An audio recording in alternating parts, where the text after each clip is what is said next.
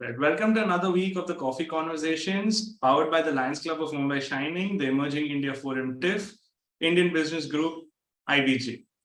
Today's theme is My Business, My Profession, My Growth. And today's topic is what will cybercrime officers be like in the next 5 years? For today, our guest is Mr. Abhishek Pandey. He is a consultant at EY, that's Ernst Young. And today's host is me, Mr. Mansoor Thakral. Thank you very much, sir, for taking your time, Mr. Abhishek, for being on our Coffee Conversations. Before we start the Coffee Conversations, I would really like to ask you, kicking out with the first question for today. Sir, we want to know what currently do you do and what is your educational background? Okay, so first of all, thank you for giving me the opportunity. And mostly the work that I do is it's mostly related to cybersecurity and digital forensics, and it is I secure the people, organization, and education institute, and also train people for how can they be a little bit more secure. And it's mostly defensive side currently, but I'm pulling towards the offensive side. How can we because offense is the one of the best security mechanism that we can have. And coming to the educational background, currently I have done my bachelor's in information technology from Mumbai University, and I have also completed my diploma in cyber law from Cyber Law Mumbai, Government Law College Mumbai. Okay. So can you please tell us what kind of consultancy services you provide respected to your field? Yeah. So I'll just give a brief overview about the EY. So in EY, in EY, we provide all type of consulting services. You just name it and we provide it. It can be anything from the merger of two companies to consulting regarding any taxation laws, technologies, or you name it, we got it. That's it. Yeah, that's the technology from the. And mostly my department focuses on when it comes to cybersecurity and digital security. So I provide services like cyber risk assessment of the organization or the government side, and it can be by just going through the auditing part, or it can be through via penetrating into the network via red teaming or a vulnerability assessment or a penetration testing or a digital forensics will not come here, but yes, like red teaming and other things. So we work on that part. Okay, so we saw that your first job was a cybercrime officer. Okay, and then we want to know what kind of government agencies you have worked with, and before you entering in when you made up your mind of entering into the cyber security per se, what was your first job basically like? So the job that you are saying, it was not a cybersecurity job. It was mostly related to service to the community. I was working in an NGO where my job was mostly to guide people once they have become victim of any cybercrime. So if people mostly since the digital crimes are very new to the field and people don't know once the money has been taken out from their account, what should do whether should they approach the RBI or bank or they have to register FIR or what should be the SOP that they need to follow. So I used to help there, and one of the worst cases that I have seen there was there was a woman has lost her husband and all the family were in a funeral, and during that time for the some interval she has given her phone to her child, and child was not aware about the cyber security or how things work or how money can be siphoned. So she had shared during the to her bad luck they have received a call, and the girl has shared the OTP, and sadly they lost around 5 lakh rupees just because the girl shared the. So the family was already going through the worst time, and these added load to them, and that's how things are. So I used to guide them what should do, how should they approach bank, and what is the probability of the getting money and all those things. Currently, we have very good mechanisms if you are a victim of a cybercrime, you can report it to cybercrime.gov.in, or you can give a call to 1930, where if you are doing it within 1 or 2 hours, it can be the money can be recovered. But during that 4 or 5 years down the line, it was not a case that came. Right, because normally, like when we talk about like someone's money getting like wiped away from their account and all, and when they go to the cybercrime police like years back, most of the time the money to recover is not a possibility. Like because I have a few instances where I have like a few friends of mine who have fallen terms to where their parents have fallen terms to such frauds, and it's been like quite some time for the recovery to ever happen, or it has not happened in many cases. So could Yep. you please tell us why in such cases, like the recovery doesn't happen like quickly? Okay, so I will just tell you my experience and the things Yes, yes, definitely. what I have seen, what is why it is very hard to do, and what government mechanism are doing to make it very swift. So currently, what happens is like when you make a payment through UPI. UPI is a Yes, very good technology that we have developed. So what happens? Instantly, my money, the money that I am transferring, it will go to your account, and you can instantly you can transfer it to any other account. So now, if if I'm an attacker and I want to use this technology for my benefit, what I will do, I will ask you the money from in my account. And once the money is in my account, and like how much time will it take you to like understand whether it was a fraud or not? It will take around 50 minutes or 1 hour minimum. Yes, minimum. yep, that's minimum. But that's not a time that it will take to transfer the money to from one account to another. It will just take hardly 5 to 10 seconds. Once the money is in my account, I can transfer it to any other account. And what criminals do, the criminals ask poor people or people who are like below poverty line, or people who are living in slums, they ask them to use their accounts. So many times what happens is that when you will go to the pay people, they will say that, okay, this has happened from my account, but this is not something I have done. And just like beating a person or like something will not recover your money, and they pay some chunks or to them also. But yes, this is the overall the transferability of money which is happening. That is the major concern we are facing. And currently, like what as I have mentioned, that reporting to crime to cybercrime.gov.in or calling 1930. Once it has been reported, what government does, it initially blocks the account. So if criminals don't work in like they will just target me, and they will transfer the money. They work in a bunch. So if 10 accounts money has been come into the account, then they will transfer it to the other account. So now what government is doing, during the time that they get, they will try to block the money, and it will not be transferred to another. And taking back the money is where there is a one more hurdle, that suppose like the recent modus operandi that I have seen, what has happened is that SIM card has been purchased from Karnataka.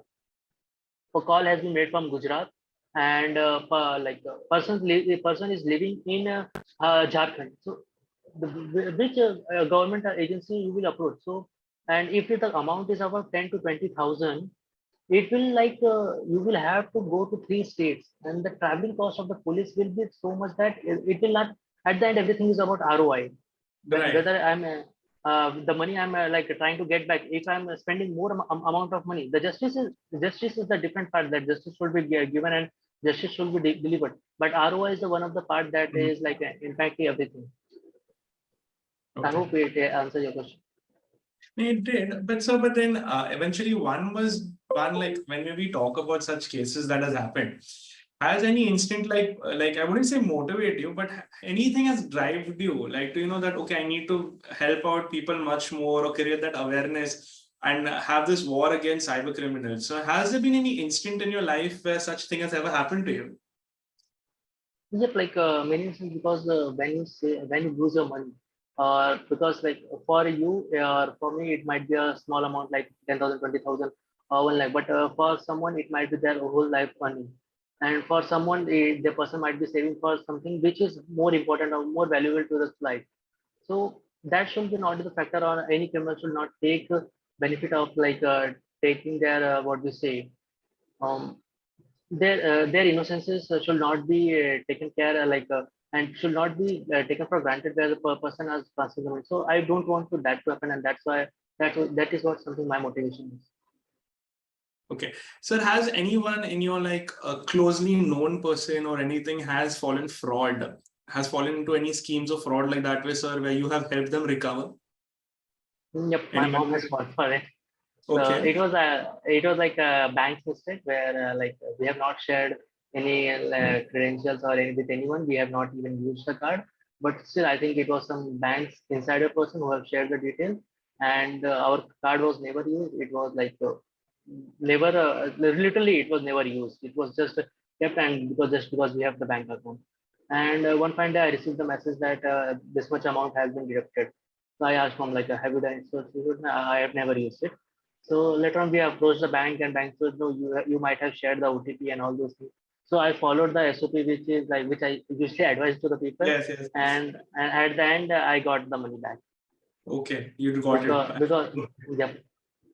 Yeah, because you guys tell me what you say. Yes. Yep. So So when it was a it yep. was Go ahead. no, just to stop you there, sir. So when you followed the procedures of getting it, how much particularly time did it take you to recover and get everything Uh, sorted?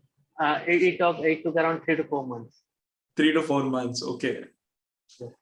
So, but if you can put some light on this. So, whenever a hacker is there, they don't work single. You try to say like, I think in your last case, we have seen that you have helped CID Mumbai to like get over like a syndicate, an international job fraud syndicate. So, most of these hackers work as a group, sir, or they work singly.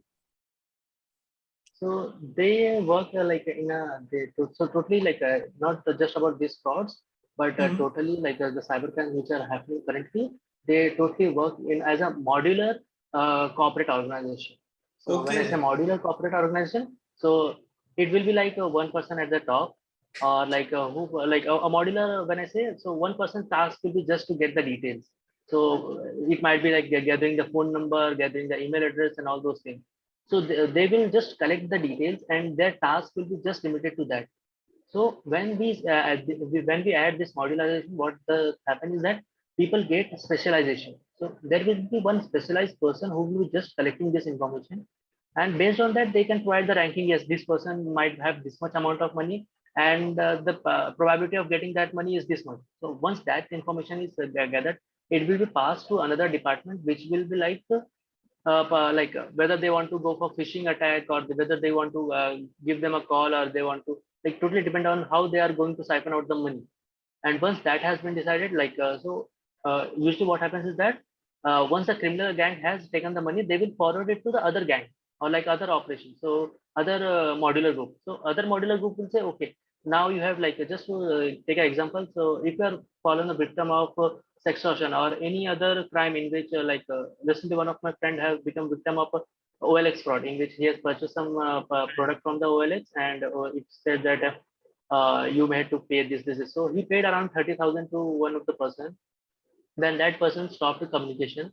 Other person started the communication that now your parcel has been received here. You have to pay this much amount to get the parcel. So he give around 10,000 there. Then that person said, okay, I'm releasing your parcel. So after that, one more person called him. Now this is the issue. I have found this in your parcel. You have to pay this much amount. So later on, like he have gone through internet, and he has found that he has become the victim of one of the fraud, and during which he has lost around 50 to 60,000 rupees. So Okay. that's how modular things are. So just talking about this part, you were involved in helping the CID of Mumbai in digital forensics, right? For Yeah. an international job syndicate fraud.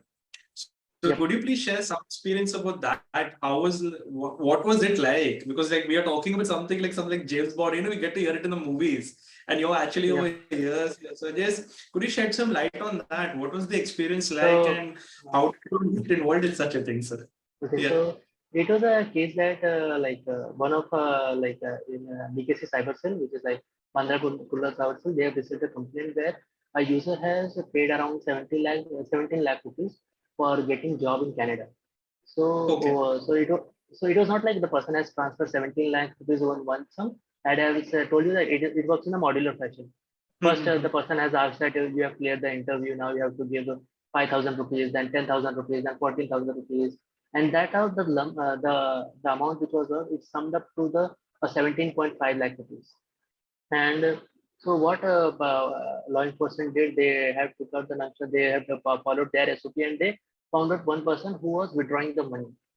And once that person found their hard disks and all those things were recovered, my team and I have analyzed the complete details, and we have found out that this person is not a single person who is running the full show. There is a complete gang behind it, and totally we have successfully able to identify around 10 to 15 members of the gang, and successfully we have captured around when I say the law enforcement agencies have captured around 4 people of the gang, which included Michael and other people. So it was my first case, and I still remember his name.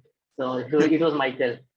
So we have found out their names, and after that, what has happened is that when we have analyzed their laptop, we have found out that data that they were storing. So they were storing data of around 64 countries people. So their credit card number, their not a credit card number, their passport details, their when they leave, what are the job opportunities that they have been offered, what is the stage of scam they are, like have they paid this much amount or are they in this stage, who is working on it. And after that, there was the transaction receipt that we have received. It was around 50 crore rupees, and at the end we were like successfully able to found out the main bank which was in Nigeria, which was like GTB bank, and that bank was having around 10 crore rupees in the deposit. So we have asked the government to take the necessary action, and that money was later on freezed. I don't know like whether it has been brought back to India or not, but yes, that money was initially freezed, and later on like the people who were like Michael and the other 4 people, they are currently behind the bars for this. Okay. And so how much time did it take for you to like clear this entire case? Was it months? Was it years? What is it? No. It was like thanks to cyber cell of BKC, they were quite active, and all the people were taking necessary action. So it was like once you get the details, it was completely done in 1 week. In 1 week, okay. Yeah. All right. Okay, so besides the person's Michael name, the name Michael you've taken, you put into like prison. Have you had other criminals also put behind, and what were the cases? So as you know, the things comes with an NDA. So I can just give an overview. Yes, it's overview. I don't want the names. Just overview is fine.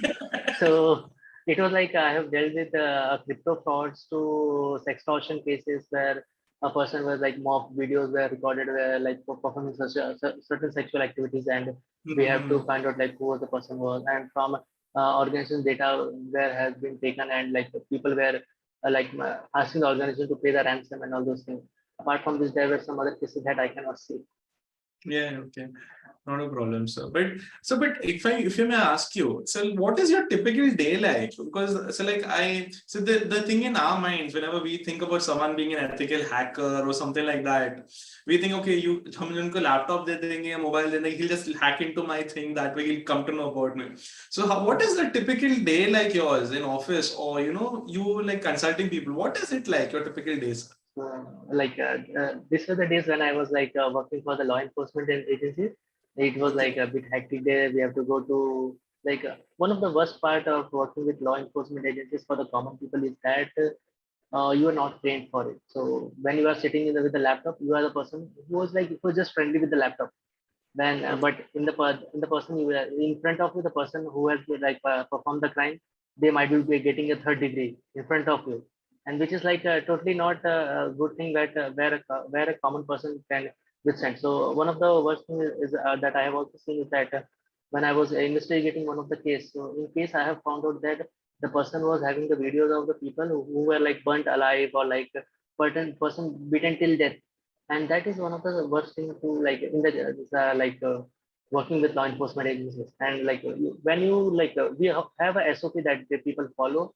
Once you are closing the laptop, you have to change the laptop and you have to take shower and all those things. There are certain SOPs that nothing sticks to your mind, because it is quite like seeing a person being burnt alive or killed till death, so beaten till death. So it is like a very hard thing. But yes, apart from this, coming to corporate life, it is very easy, very chill job. So coming to corporate, I just sit in my cabin and have a look at the daily meetings. What are the attacks which are happening? What are the things that I can do to prevent my organization from the attacks?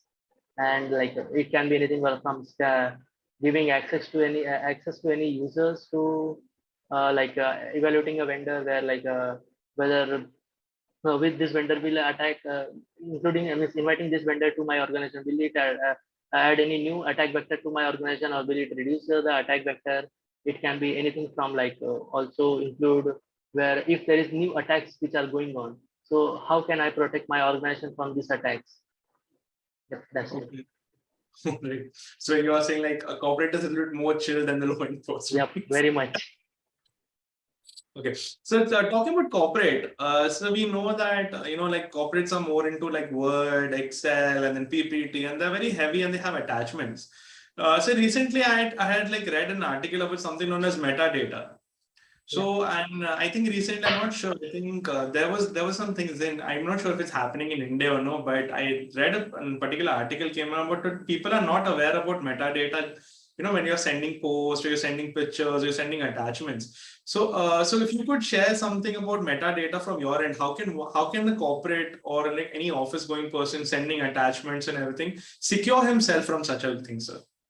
So securing from metadata, like are you asking from common people or like from corporate people? So we can talk about first. We'll talk about the corporate people, sir. So because mainly it's So, their thing when they say attachments, na, sir. So so yeah. when you are a corporate people, when you are sending any attachments, or you are sending it to the intended person, you are expecting that this person is supposed to receive it. So there Mhm. is no any hurdles, or like I will not say that you should shred out the metadata, or like you should flush out the metadata, because flushing the metadata will also be can alert the antivirus, because this file I'm receiving this file, it does not have metadata, it has some macros and all those things.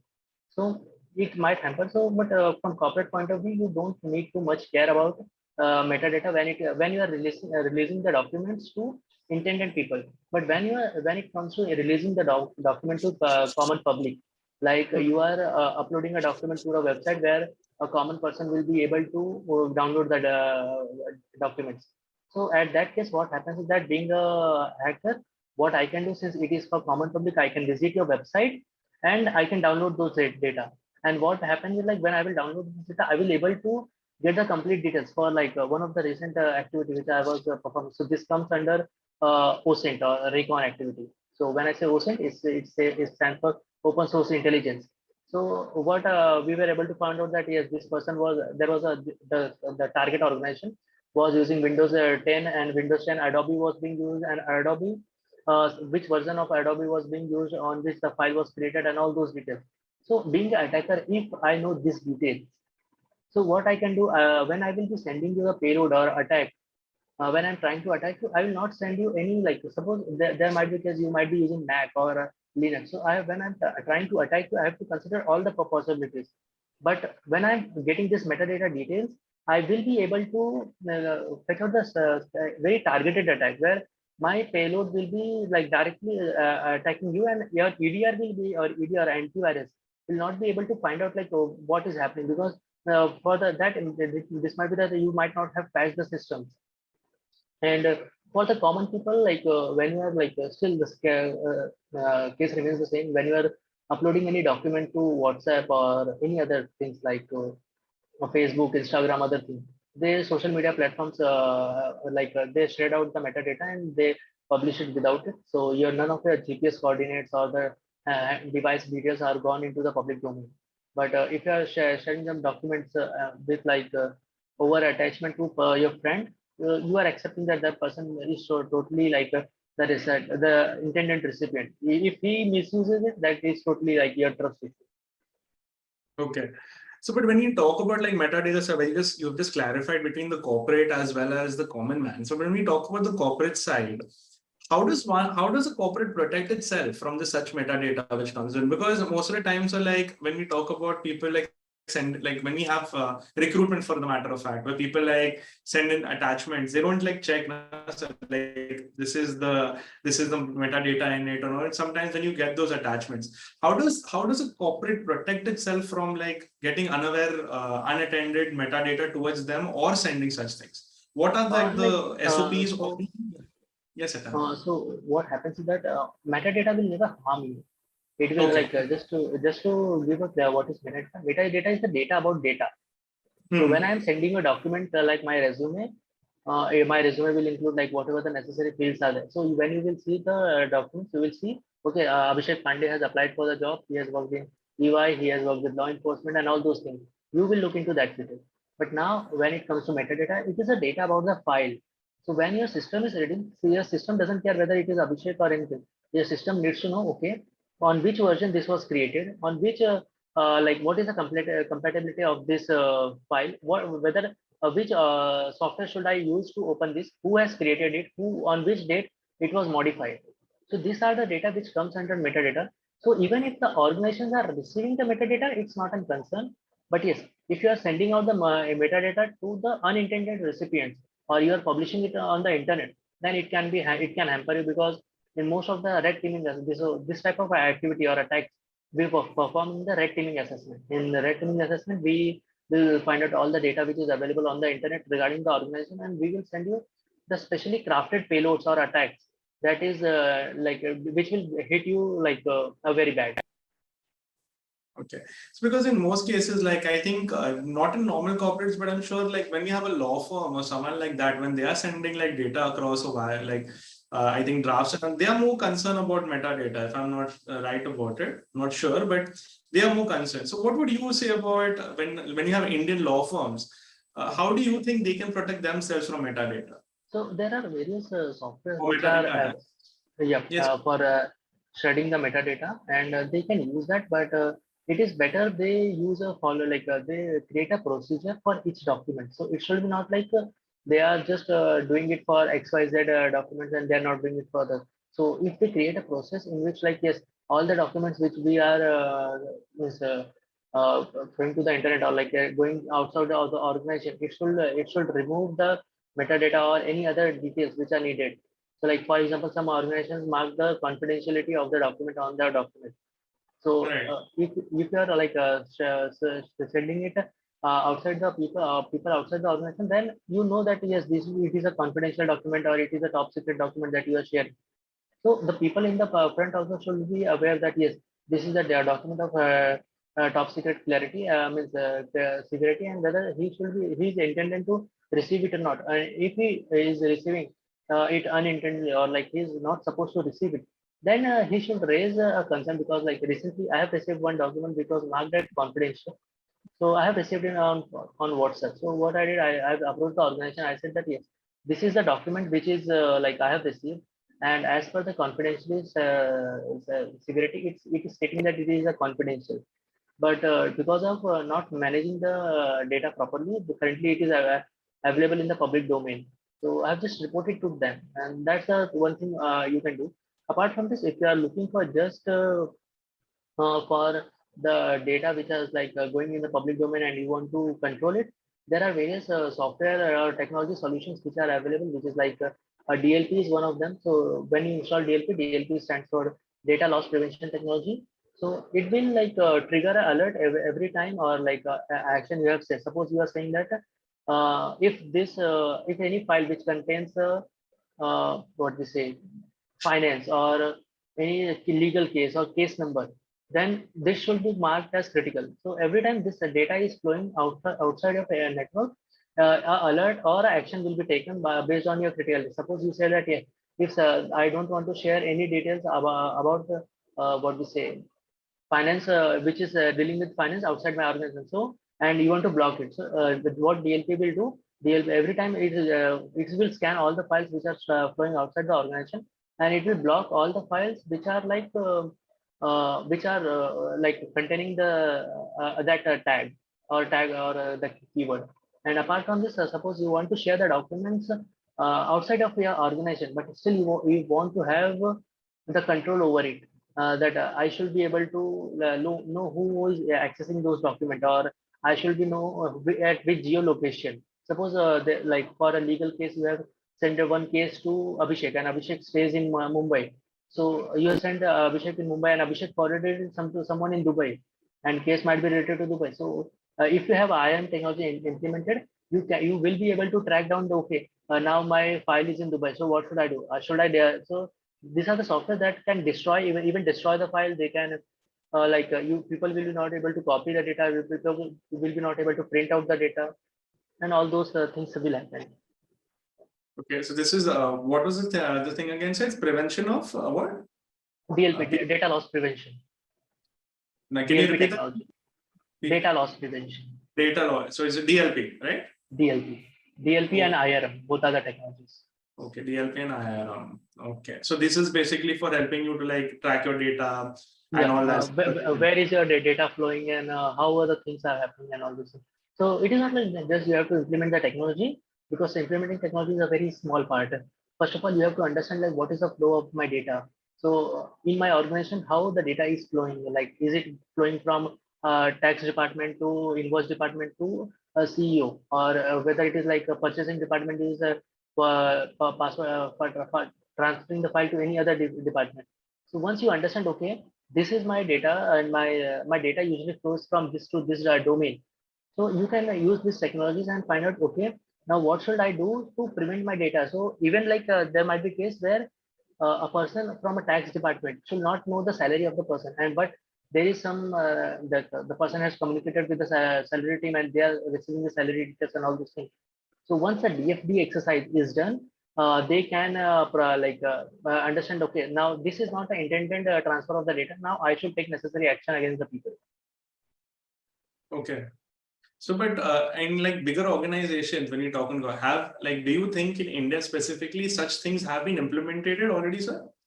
Yep, all the organizations do who care about the data. So even like EVA, when it comes to EY, we provide such as services where we can suggest you how the data flows, how your so we provide various exercises where we will understand. Okay, this is a usual flow of the data, because for organization it is very bit hard to understand like how this technology we can implement, or how can we should we just purchase a DAP, because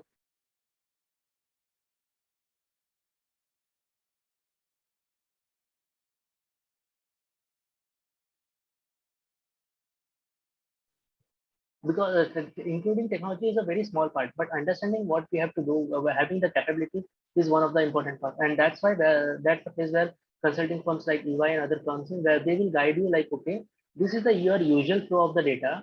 This is the parameters that you should set on the DLP to get a better utilization of the software. Okay. No, fair enough. So that was very important, like information you just gave out over there. For anyone who's going to watch this in the future, like he or she would come to know what is like needed to secure and save their data. All right. Okay, moving on to the next question, sir. Okay, so as like our topic is today, like what will cybercrime officers be in the next 5 years?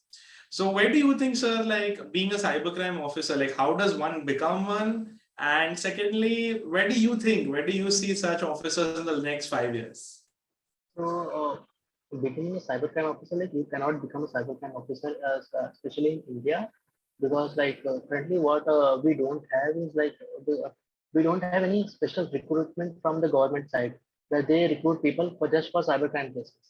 So, what I have faced the problem with the cybercrime cases is that people currently how does government work? Government works in the department itself.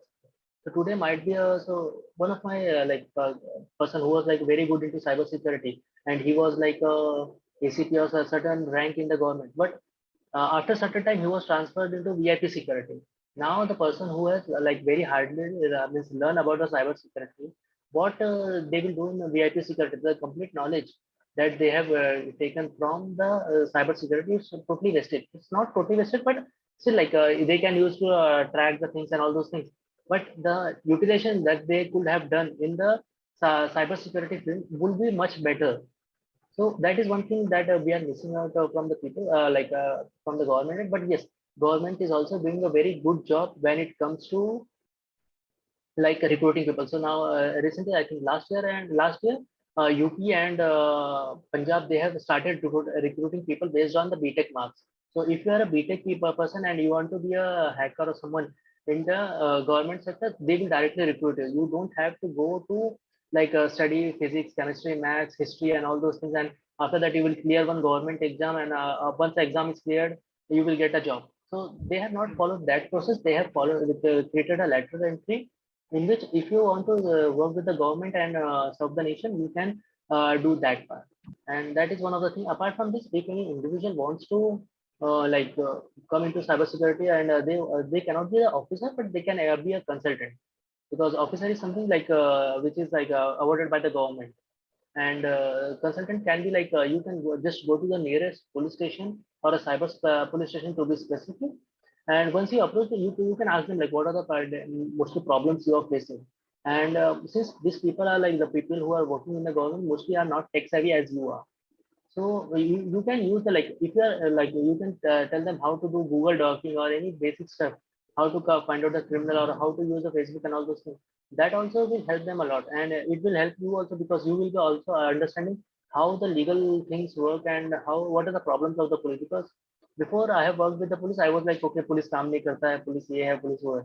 But once I have worked with them, I was okay, I'm totally out of it. Like I don't want to be a so hectic job because the when you work with them, you will know like okay, yeah, this person is working like he has come like 2 or 3 a.m. in the morning. He's still in the he's the police station. He's caring about he like in the Michael case. So Michael was so big and humongous since he was an African. His body build was very strong. So every time you have to take it from one like court to police station to doctor. There were like 4 to 5 people needed. And if Michael wanted to like beat anyone, he could have beat, but police could not do it because he was really humongous. So that's how people, things and people are, and yes. Okay. So helping the your local police or police officers, that can be the one of the basic steps that any individual can do. And I think this, going on cybercrime.gov.in, every individual can register as a volunteer in which I4C, which is a central authority, they will allot you a police station where if there is any cybercrime happening, and if they need any expertise, they will contact you. All right. Okay. So moving on to the next question. Okay. We want to know your experience working at EY as a consultant. What has your experience been so far, sir? So it has been like just loving it. Okay. So like it can be like it is like a very dynamic job. So one day I might be working with a aerospace company. Second day I will be working with a finance company. Third day I will be working in a manufacturing firm. Fourth day I will be there at any nuclear power plant and all those things. So the things are very good. I like apart from this that the colleagues that I have, like my manager, my partner, and all those people, they are really great. And when it comes to like providing the services, the opportunities that I get, that is like from configuration review to performing the red teaming of the organization. So when I say red teaming, I literally mean so just for the audience to be on this common ground. When I say red teaming, it is like you literally get a license to hack the organization. Only 2 or 3 top management people will be knowing that yes, this hacking will be going on, and you get a time frame around 6 months. So for the 6 months, you have to find any one way to hack into the organization, and if you can do it, your operation is successful. And like just imagine like you're given an opportunity to hack into any organization, and you are getting paid for it. What Okay. else you need in life? It's like a dream come true. You're like you're living your Yep. dreams. Yep, literally. No, it reminds me of this movie that I seen long time back. I don't know. It was I guess there was this actor in there. He was told to like hack into a system in like 20 or 30 minutes, and he took his laptop. So you're completely reminding me of that movie. No. Things doesn't work like that. The things literally take very much long time. But yes, recently I have met the cybersecurity advisor of Israel's prime minister. So Okay. so when we asked him like, how is your job? Because you are like one of the dream position that any hacker wants to be, like a country like Israel, and you are their cybersecurity advisor. So it is like, have you seen the James Bond movie? I said yes. And so how do you like it? I said yes. So he said he didn't tell me like we don't do things like that. He told me like it is just 1 or 0.5% of the things that we do. So now imagine the magnitude of work that they will be doing. Okay. Yeah, life is really great here. No, I'm like, you're telling me I'm getting so excited over here. I can imagine your excitement when you were asking him all this. Yeah. Definitely. Okay, so we'll end the first session of the professional on the last question that we have installed for you. Okay, what would be your advice to any like aspiring engineers or whoever wants to come in such a field, or in like who wants to come into like cyber crime and stuff forward, and who wants to do something in the cyber field? What would be your recommendation, or what would be your advice to such a person? So my only one advice will be like grab the opportunity to which you are getting, because what I have seen in the people like when I take the interviews or like when I'm guiding someone. So when I say, okay, just take the job, the people will be like, no, I know I want to be in BAPT, I want to do just red teaming, or I want to do just configuration review, or I want to do just managerial tasks. But that's not how things work. So if you just get every opportunity that you are getting, and you could make out the best of it. Because my current engagement, like I am consulting a manufacturing firm, which is totally something which I have not signed up, but it is one of the things, like I'm learning the various new things about the. So previously I used to just uh, go with my report to the management, like, yes, these are the vulnerabilities, fix it, and they used to take, I will take 6 months and all those things. But now coming to the other side of the table, I'm like, okay, this is going to take a year, not 6 months. And I can totally understand what are the problems that they are facing. So my one advice will be like, just take every opportunity that you are getting it. Never say no to it unless you are totally aware about the outcome. So yes, like sometimes you are like totally aware, like this will be the thing that will never help you in the job or never help you in the career. Then you can say no to it, and you can consult some senior person or like your mentors and other people. But if you're totally aware about it, then say no to it. But if you're not aware, or 80 to 90% of the time, if you're not aware, please take it, because it might help. You don't know how it will help you or shape you in the future. And apart from this, one of the other advice that I will tell every individual or person that like who is coming in the field, like stay humble, because this field is like this will give you very much opportunities, very much powers, and all those things. Stay humble and try to be like a positive, bring a positive change to someone's life. Okay, sir. That's very beautiful and very insightful segment. So everyone watching this, it will be a very great advice, sir, what you have just given. All right, sir. So we're moving on to the personal question. Now we'll go a little bit into your personal life, sir. So besides work, so what do you do on your free times?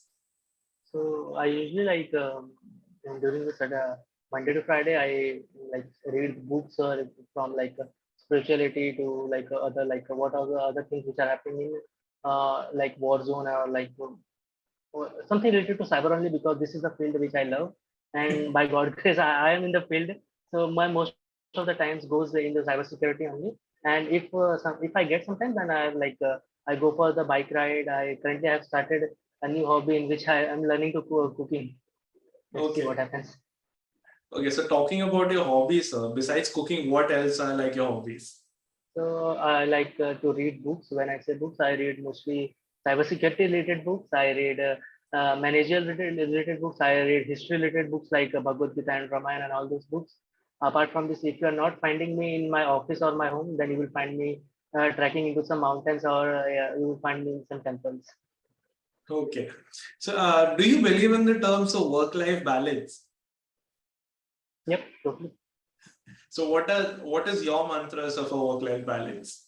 So what I used to do is that I have set up that yes, after this time, no matter what happens, I will not touch my laptop, or I will not go back to my work. So whether it is like, so of course there are some exceptions, like if my organization is being attacked, I cannot say like I have a work-life balance. I cannot say no to it. It has an exception, but yes, most of the time I have said that after 8 p.m. or before 9 p.m. I don't touch my laptop. No matter what happens, I'm not going to respond to you. Apart from this, I have not installed any office software on my mobile, so I don't care what is happening in my organization. Like before between 8 to 8, I'm giving 12 hours to them, and that's it. So after that, like I keep a buffer of like I buffer them with the spirituality. Like I start my day with like having my meditation of around 10 to 15 minutes, and when my office work ends, I end it with the meditation. So like it is acting as a buffer zone between both the times. Okay. So as you were growing up as a student, sir, do you have any such a funny memory that you want to share with our viewers? Sadly, no, because most of my student time was spent in like with my laptop or with my other conferences and all those things. Yep. And like yes, there was a moment where I like what I have done. This. So there was a moment where I was for first time I was going to the dark web, and I found some pages, and it was around 5, 6 years or 7 years back. So I was like, okay, where I have come to here, and this was like so totally something alien-like thing. So that was some moon, but yes, nothing related to friends and all those things. No. Okay.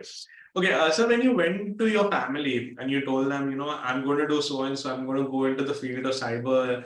cybercrime, or you want to do something related with everything on that particular field. How is their response to you, sir? So their response was same like any other person, like chor banega tu chori karega and all those things.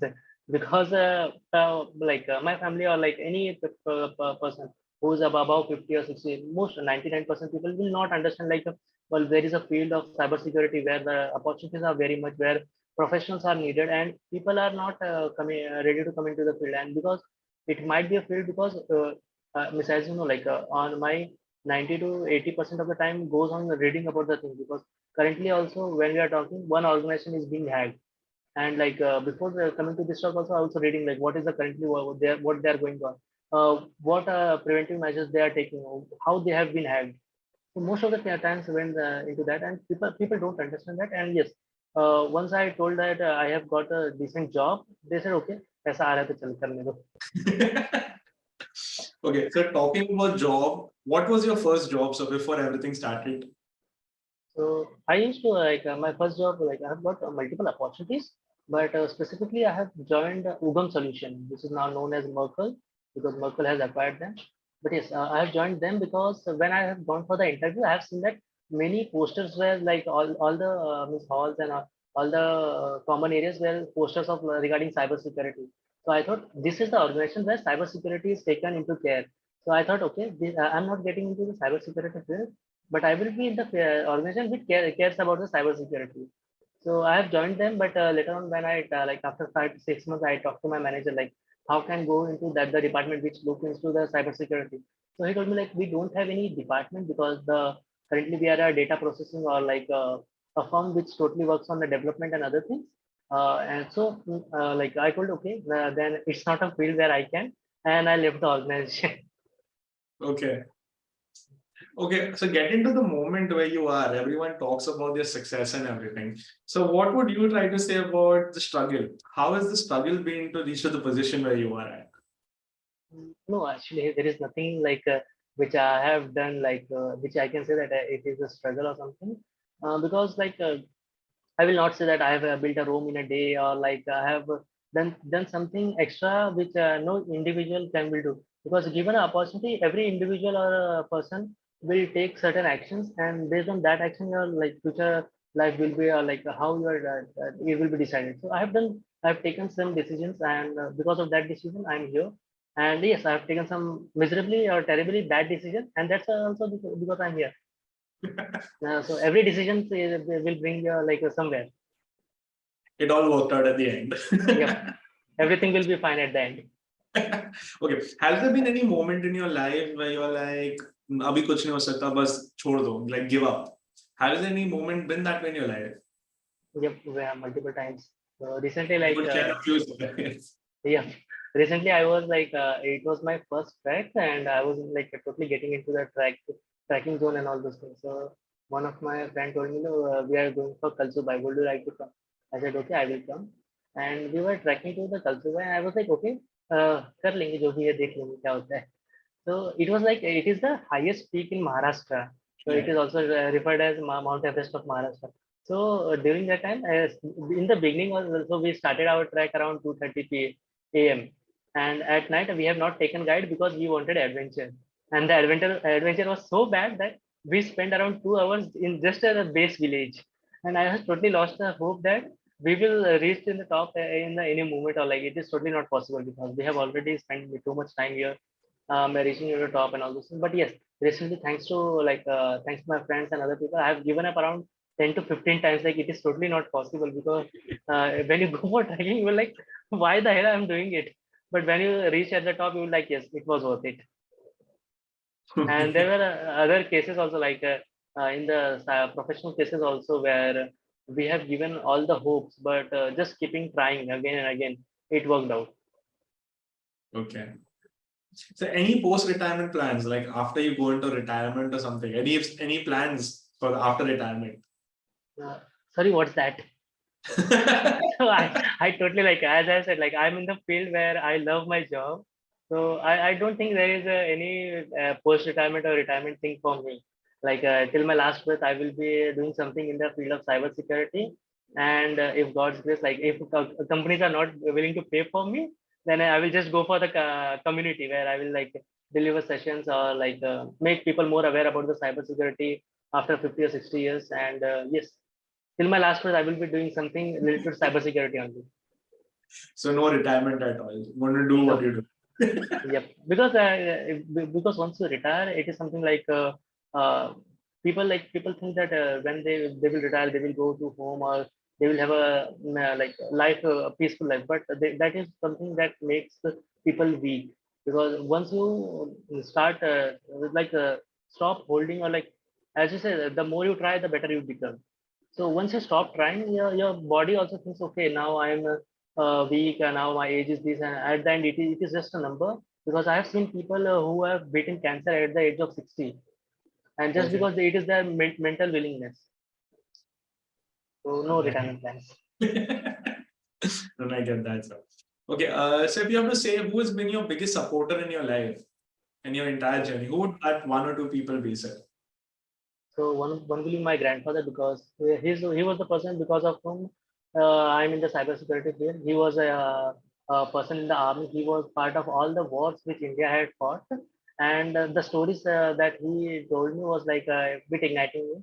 So that he is one of the person. Apart from this, like in my cybersecurity profession, my mentor like Ritesh Bhatia sir, Dinesh Barija sir, and other people like currently in EY also, like the people like my partner Burgess Cooper, my manager Amol Sawant, and other people. They are like very supportive people, and they are like they support very much, and they help a lot. Okay. You just said like your grandfather has been your biggest supporter. Could you share an instant which he has told you a particular story that has motivated you in any way?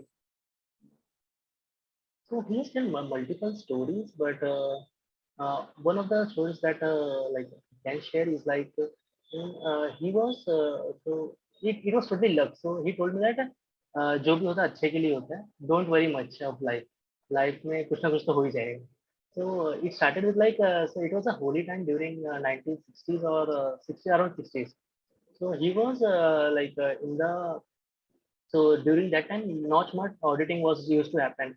Who will go where and all this. So now we have seen the Pulwama attack and how people were died. Mm. We know who the people were died. But during that time, what was like the contingent was supposed to be moved from one location to other location because of a certain reason.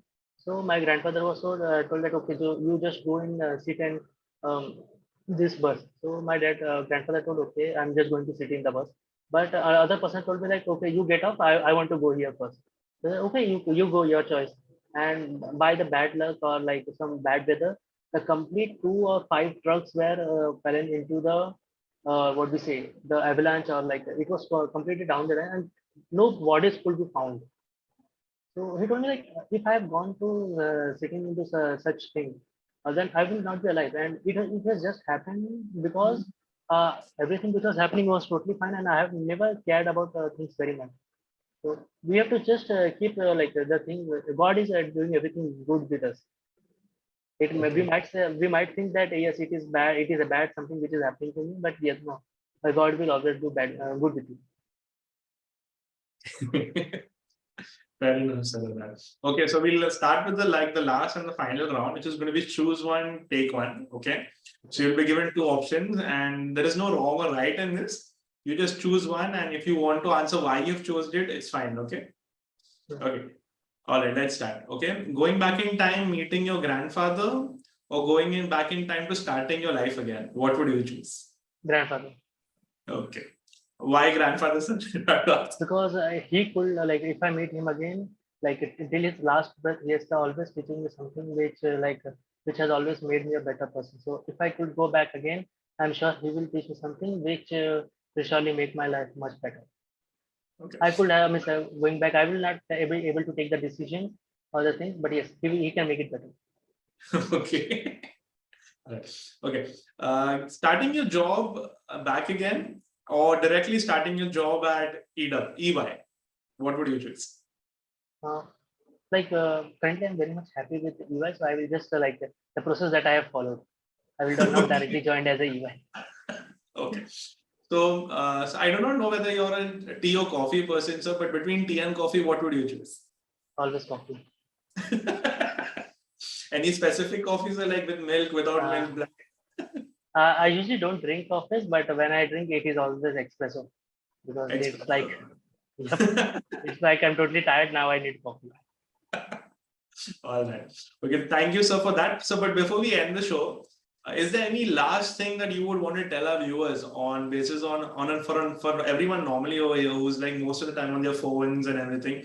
Any last advice you would want to give someone to be more secure about online shopping or any such things? What would be that advice you would want to give everyone? One simple advice that I can give is that nothing comes for free. So everything has a cost. When if you are like if you are receiving a call or if you're liking some if a girl is calling you telling to like have a video call or a person is offering you like you will get so much money. Nothing comes for free. You always have to pay price whether by learning it or not. It's totally your choice. So never trust anything in the digital age because digital age it is being used by a very violently or like very aggressive by our other countries also and don't live in digital as that much just like believe in your hard work. All right, so that's great advice. Okay, so it has been a fun conversation with you and truly knowledgeable one, sir. Great to have you, and surely we'll be seeing you in the next conversation too. Sure. All Thanks right, for the thank you. opportunity. Yes, sir. Thank you, Mr. Abhishek. Have a nice day. Bye. Same to you. Bye. Have a weekend. You too. Bye.